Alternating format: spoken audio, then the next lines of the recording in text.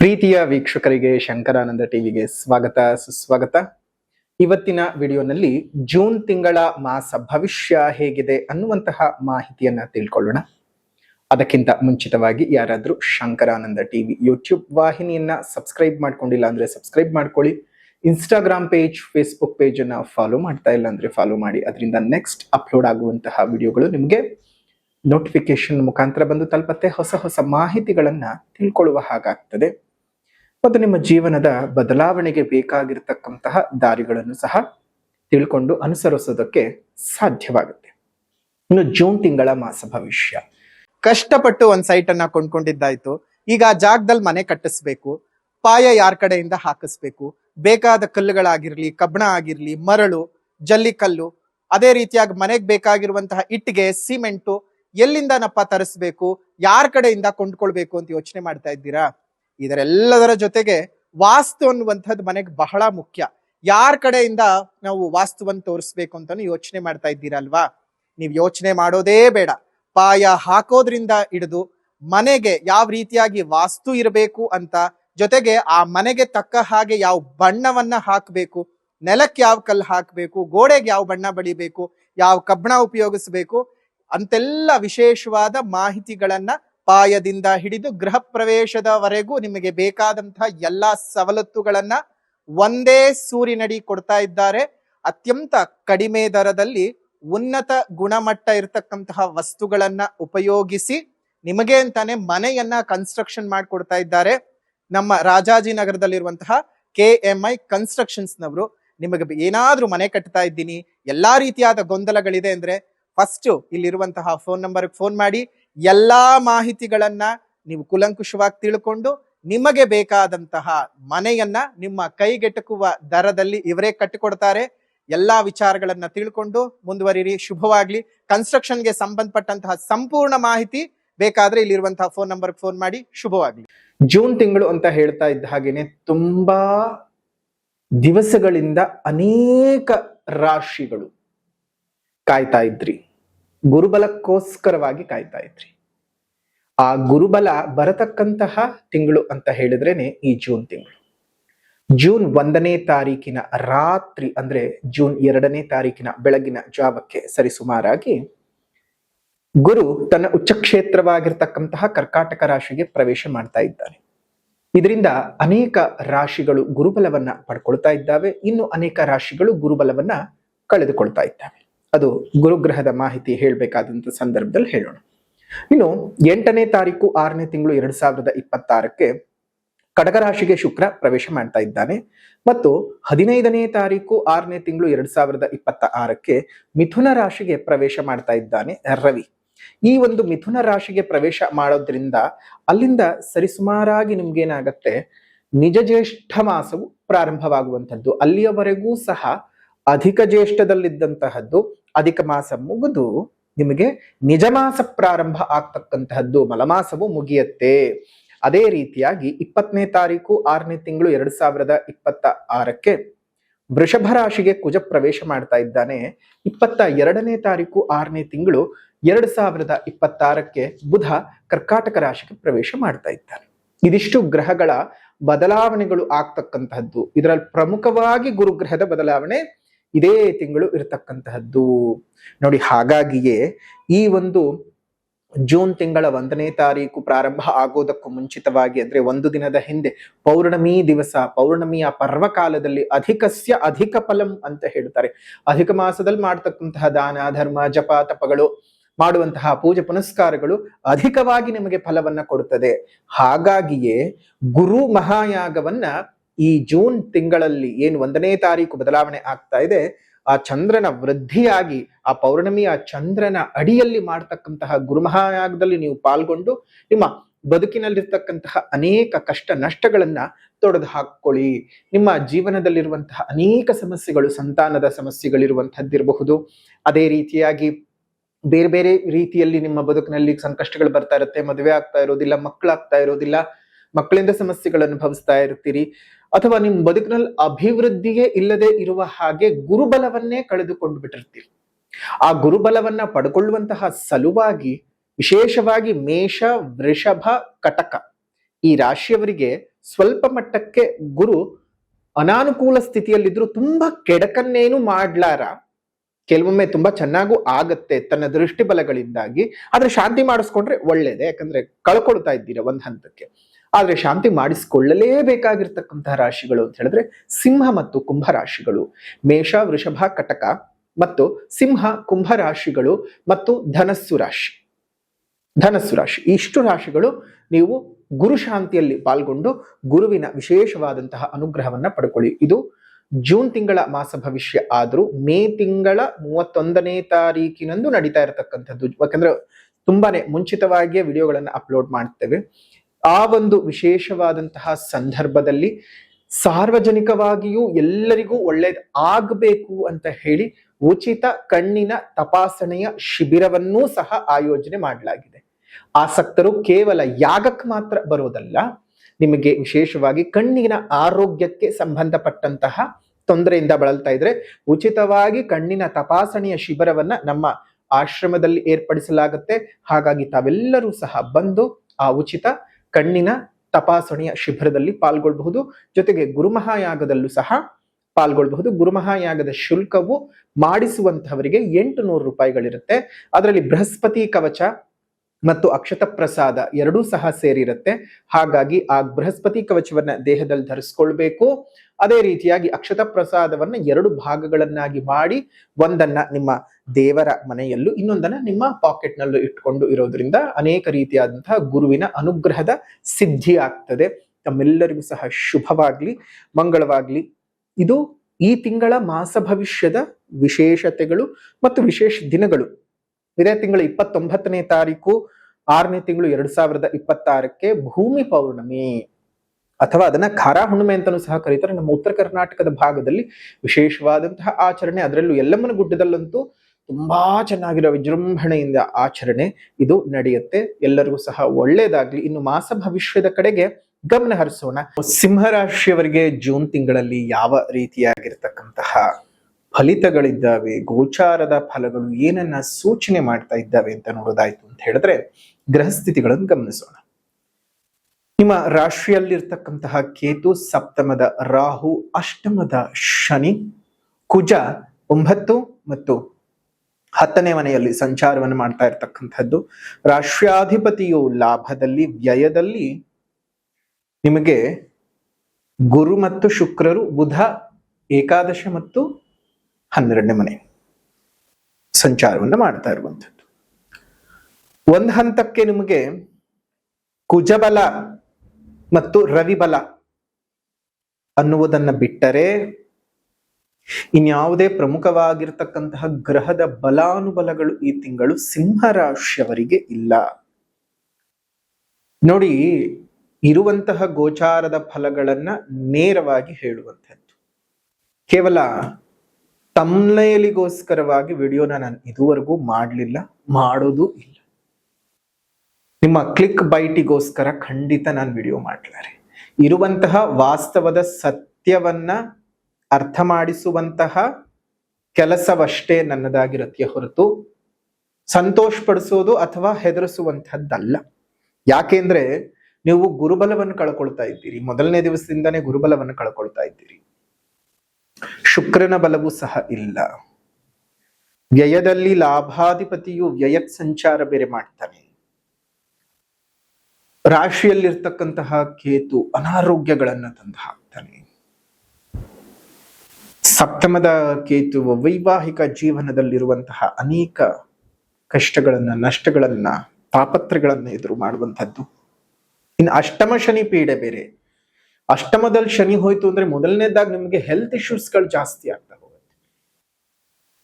ತುಂಬಾ ಹೆಲ್ತ್ ಇಶ್ಯೂಸ್ಗಳು ಆಗುವಂತಹದ್ದು. ಯಾವುದೇ ಕಾರಣಕ್ಕೂ ಸುಧಾರಿಸ್ಕೊಳ್ತೀರಿ, ಮತ್ತೆ ಅದೇ ರೀತಿಯಾಗಿ ಒಂದ್ ತಪ್ಪಿದ್ರೆ ಒಂದು ಒಂದರಿಂದ ಸುಧಾರಿಸ್ಕೊಂಡ್ರೆ ಇನ್ನೊಂದೇನೋ ಒಂದು ಅನಾರೋಗ್ಯ ಬರ್ತಕ್ಕಂಥದ್ದು. ಹೀಗೆ ಹಲವು ಆರೋಗ್ಯದ ಬಾಧೆಗಳು, ಕುಟುಂಬದಲ್ಲಿ ಅವಮಾನಗಳನ್ನ ಎದುರಿಸ್ತಕ್ಕಂಥದ್ದು, ತುಂಬಾ ಹತ್ತಿರದವರಿಂದ, ಸರೀಕರಿಂದ, ಸಂಬಂಧಿಕರಿಂದ, ಸ್ನೇಹಿತರಿಂದ, ಒಡಹುಟ್ಟಿದವರಿಂದ, ಕಟ್ಕೊಂಡವರಿಂದ, ಹೆತ್ತಿರೋವರಿಂದ ಅವಮಾನಗಳನ್ನ ಅನುಭವಿಸಬೇಕಾಗ್ತದೆ. ಇಂಥವರಿಂದ ಅವಮಾನ ಎದುರಿಸೋದಕ್ಕೆ ಸಾಧ್ಯ ಆಗಲ್ಲ ಅಂತ ಹೇಳಲಿಕ್ಕಾಗಲ್ಲ. ಶನಿಯ ಪ್ರಭಾವ ಆ ರೀತಿಯಾಗಿ ನಿಮ್ಗೆ ಕ್ರೂರವಾಗಿ ಕಾಡ್ತಕ್ಕಂಥದ್ದು. ತುಂಬಾ ದೃಷ್ಟಿದೋಷಗಳು ಉಂಟಾಗುತ್ತೆ. ನೀವು ಮಾಡುವಂತಹ ಪ್ರತಿ ಕೆಲಸ ಕಾರ್ಯಗಳಲ್ಲೂ ಅಡ್ಗಾಲ ಹಾಕುವಂಥವರೇ ಜಾಸ್ತಿ ಜನರಾಗಿರ್ತಾರೆ. ನಿಮ್ಮನ್ನ ಬೆನ್ತಟ್ಟಿ ಪ್ರೋತ್ಸಾಹ ಮಾಡೋದಕ್ಕಿಂತ ಪ್ರೋತ್ಸಾಹ ಮಾಡುವ ಹಾಗೆ ಬೆನ್ನನ್ನ ತಟ್ಟಿ ನಿಮ್ಮನ್ನ ಬೀಳಿಸುವಂತಹವರೇ ಜಾಸ್ತಿನೇ ಹೊರತು ಕೈ ಹಿಡಿದು ಎಬ್ಬರಿಸಿ ನಿಲ್ಲಿಸುವಂತಹವರು ಯಾರು ಸಿಕ್ಕೋದಿಲ್ಲ. ಜೊತೆಗೆ ವ್ಯಯದಲ್ಲಿ ಬರ್ತಾ ಇರತಕ್ಕಂತಹ ಗುರುವಿನ ಅವಸ್ಥೆ ಇನ್ನಷ್ಟು ನಿಮ್ಮನ್ನ ತಿಂಡಾಡಿಸುವಂಥದ್ದಂತೂ ಇರುತ್ತೆ. ಸಿಂಹರಾಶಿಯವರಿಗೆ ಈ ವರ್ಷನೇ ಅಷ್ಟು ಚೆನ್ನಾಗಿಲ್ಲ. ಇದು ಗೋಚಾರದ ಫಲ. ನಿಮ್ ಜನ್ಮಜಾತಕದ ಫಲ ಬೇರೆನೇ ಇರುತ್ತೆ, ಅದು ಭಿನ್ನವಾಗಿಯೇ ಇರುತ್ತೆ. ಆ ಒಂದು ಜನ್ಮಜಾತಕದ ಫಲ ಮತ್ತು ಗೋಚಾರದ ಫಲ ಎರಡನ್ನೂ ಸೇರಿಸ್ಕೊಂಡಾಗ್ಲೇ ಆವರೇಜ್ ಆಗಿ ನಿಮ್ಗೆ ಹೇಗಿರುತ್ತೆ ಅಂತ ನೋಡ್ಲಿಕ್ಕೆ ಸಾಧ್ಯ. ಯಾಕಂದ್ರೆ ಕೋಟ್ಯಾಂತರ ಜನರು ಸಿಂಹರಾಶಿನಲ್ಲಿ ಹುಟ್ಟಿರ್ತಾರೆ. ಹಾಗಾಗಿ ನಿಮ್ಮ ಜನ್ಮಜಾತಕವನ್ನೊಮ್ಮೆ ತೋರಿಸ್ಕೊಂಡು ಗೋಚಾರದಲ್ಲಿ ಇಷ್ಟು ಕಾಠಿಣ್ಯದ ಫಲಗಳಿದ್ದಾಗ ನಿಮ್ ಜನ್ಮಜಾತಕದಲ್ಲಿ ಸ್ವಲ್ಪ ಚೆನ್ನಾಗಿತ್ತು ಅಂದ್ರೆ ನೀವು ನಿಟ್ಟುಸಿರು ಬಿಡಬಹುದು. ಅಂತಹ ದೊಡ್ಡ ಮಟ್ಟದ ಕೆಡಕಿನ ಘಟನೆಗಳು ನಡೆಯಲ್ಲ. 10 ನಡೆಯೋ ಕಡೆ 5 ನಡೆಯುತ್ತೆ ಅಷ್ಟೇ. ಅಂದ್ರೆ ಅರ್ಧಕ್ಕೆ ಅರ್ಧದಷ್ಟು ವಿಮುಕ್ತಿ.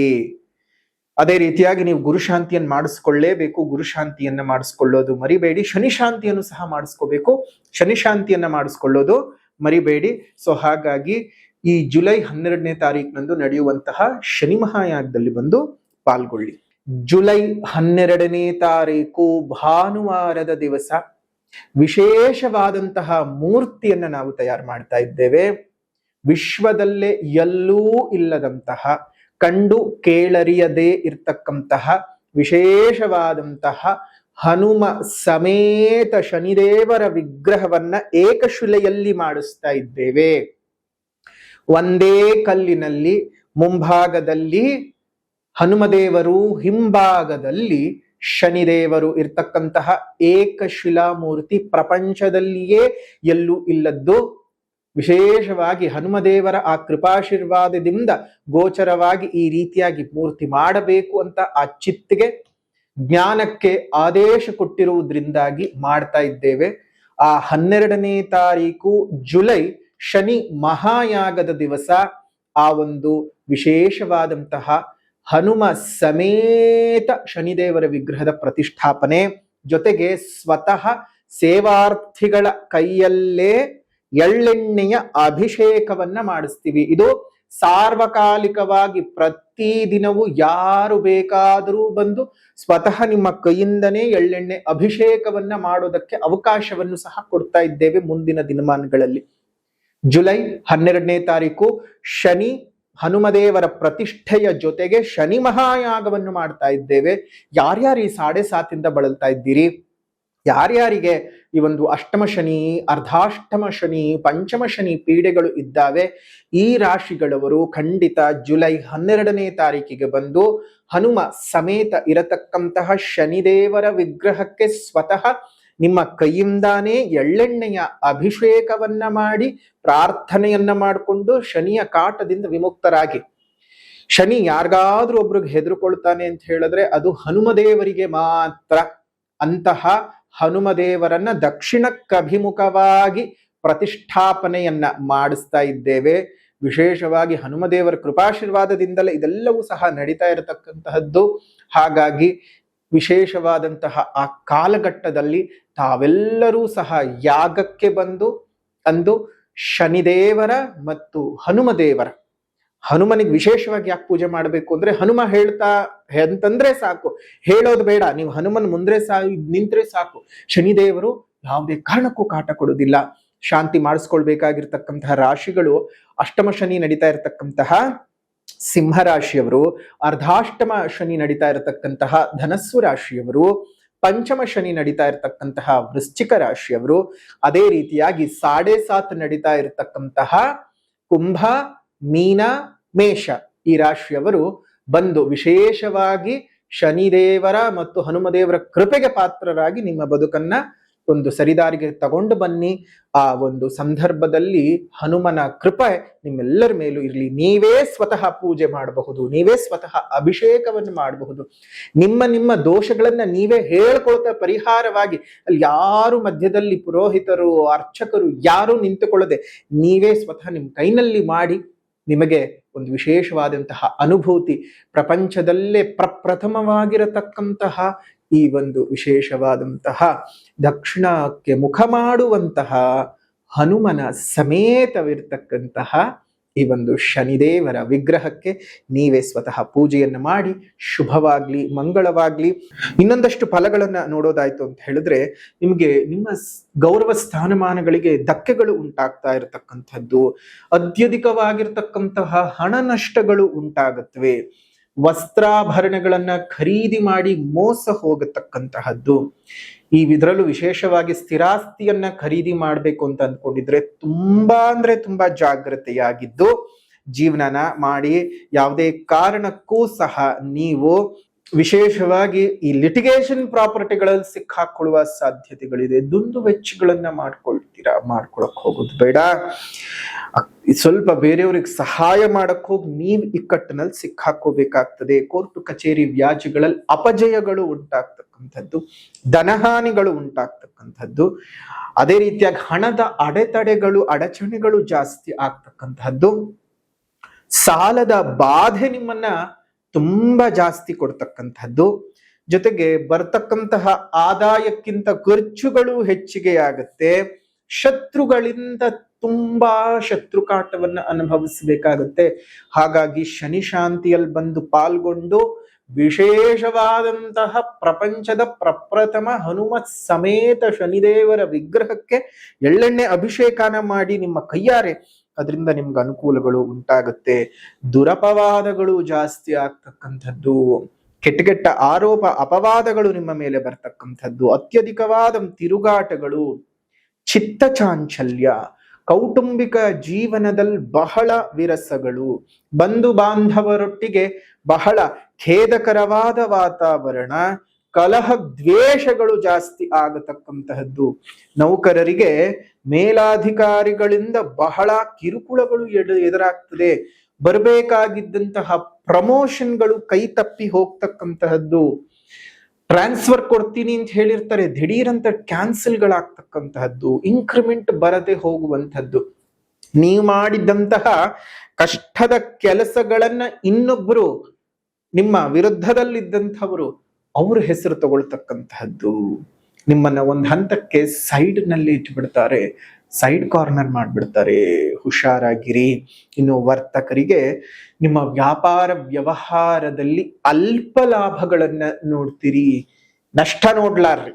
ದೇವರ ದಯೆಯಿಂದ ನಷ್ಟ ಆಗೋದಿಲ್ಲ, ಅಲ್ಪ ಲಾಭಗಳು, ಜೊತೆಗೆ ಅತ್ಯಂತ ಅಧಿಕ ಖರ್ಚುಗಳು ಆಗುವಂತಹದ್ದು. ಎಸ್ಪೆಷಲಿ ಯಾರು ಸಿವಿಲ್ ಇಂಜಿನಿಯರ್ಸ್ ಇದ್ದೀರಿ, ಆರ್ಕಿಟೆಕ್ಟ್ಗಳು ಯಾರಿದ್ದೀರಿ, ಎಲೆಕ್ಟ್ರಿಕಲ್ ಕೆಲಸಗಳನ್ನ ಯಾರು ಮಾಡ್ತಾ ಇದ್ದೀರಿ, ಎಲೆಕ್ಟ್ರಾನಿಕ್ಸ್ ಐಟಮ್ಗಳ ಮಾರಾಟಗಾರರಿಗೆ, ಆಡಿಟರ್ಗಳಿಗೆ, ಅದೇ ರೀತಿಯಾಗಿ ಸಂಘ ಸಂಸ್ಥೆಗಳಲ್ಲಿ ಕೆಲಸವನ್ನ ಮಾಡ್ತಾ ಇರುವಂತಹವರಿಗೆ ಬಹಳ ಕಷ್ಟಗಳು ಉಂಟಾಗುತ್ತೆ.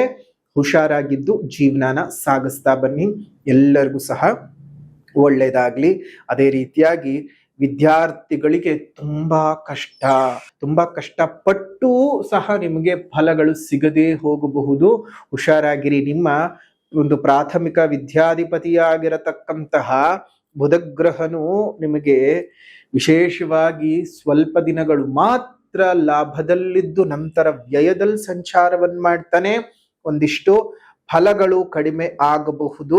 ಜಾಗ್ರತೆಯಾಗಿದ್ದು ಜೀವನಾನ ಮಾಡಿ. ಸಿಂಹರಾಶಿಯವರು ಯಾವುದೇ ಕಾರಣಕ್ಕೂ ಹೇಳೋ ಪರಿಹಾರಗಳನ್ನ ತಪ್ಪದೆ ಮಾಡ್ಕೊಳ್ಳಿ. ತಮ್ಮೆಲ್ಲರಿಗೂ ಸಹ ಒಳ್ಳೇದಾಗ್ಲಿ ಅಂತ ಹೇಳ್ತಾ ಈ ಒಂದು ಜೂನ್ ತಿಂಗಳ ಮಾಸ ಭವಿಷ್ಯ ಇದಾಗಿತ್ತು. ಇನ್ನು ಪರಿಹಾರ ಅಂತ ಬಂದಾಗ ಮೊದಲನೇದಾಗಿ ಸಾಮಾಜಿಕ ಪರಿಹಾರ, ಪ್ರಕೃತಿಯನ್ನು ಉಳಿಸಿ, ಪ್ರಕೃತಿಯನ್ನ ಬೆಳೆಸಿ, ಇನ್ನಿತರ ಜೀವ ಜಂತುಗಳಿಗೆ ಒಂದಿಷ್ಟು ಆಸರೆಯಾಗಿರಿ. ಮುಂದಿನ ಪೀಳಿಗೆಯ ಉಸಿರು ಚೆನ್ನಾಗಿರ್ಬೇಕಂದ್ರೆ ಇವತ್ತೇ ನಾವು ಹಸಿರನ್ನ ಉಳಿಸ್ಕೊಳ್ಬೇಕು. ಹಸಿರನ್ನ ಉಳಿಸ್ಕೊಳ್ಳೋದ್ರ ಬಗ್ಗೆ ಜಾಗೃತರಾಗಿ ಅಂತ ಹೇಳ್ತಾ ಇದ್ದೇವೆ. ಸಾಧ್ಯವಾದ ಕಡೆ ಗಿಡಗಳನ್ನ ನೆಟ್ಟು ಪೋಷಣೆ ಮಾಡಿ ಮರಗಳನ್ನ ಕಾಪಾಡ್ಕೊಳ್ಳಿ. ಇನ್ನು ಆಧ್ಯಾತ್ಮಿಕ ಪರಿಹಾರ ಅಂತ ಬಂದಾಗ ಶ್ರೀ ಮಾರ್ಗಬಂಧು ಸ್ತೋತ್ರದ ಪಠಣವನ್ನ ಮಾಡ್ತಾ ಬನ್ನಿ. ಸಿಂಹರಾಶಿಯವರು ತಮ್ಮೆಲ್ಲರಿಗೂ ಸಹ ಒಳ್ಳೇದಾಗ್ಲಿ ಅಂತ ಹೇಳ್ತಾ ಜೂನ್ ತಿಂಗಳ ಮಾಸ ಭವಿಷ್ಯದ ವಿಶೇಷವಾದಂತಹ ಈ ವಿಡಿಯೋವನ್ನ ಇಲ್ಲಿಗೆ ಮುಕ್ತಾಯ ಮಾಡ್ತಾ ಇದ್ದೇವೆ. ವಿಡಿಯೋ ಇಷ್ಟ ಆಗಿದ್ರೆ ಲೈಕ್ ಮಾಡಿ, ಶೇರ್ ಮಾಡಿ, ಕಮೆಂಟ್ ಮಾಡಿ. ಮತ್ತೊಂದು ವಿಡಿಯೋನಲ್ಲಿ ಭೇಟಿ ಮಾಡೋಣ. ಅಲ್ಲಿವರೆಗೂ ನಮಸ್ಕಾರ. ಲೋಕ ಸಮಸ್ತ ಸುಖಿನೋ ಭವಂತು, ಸಕಲ ಸನ್ಮಂಗಳಾನಿ ಭವಂತು, ಸರ್ವೇ ಜನಾಃ ಸುಖಿನೋ ಭವಂತು. ಸಮಸ್ತ ಸನ್ಮಂಗಳಾನಿ ಭವಂತು.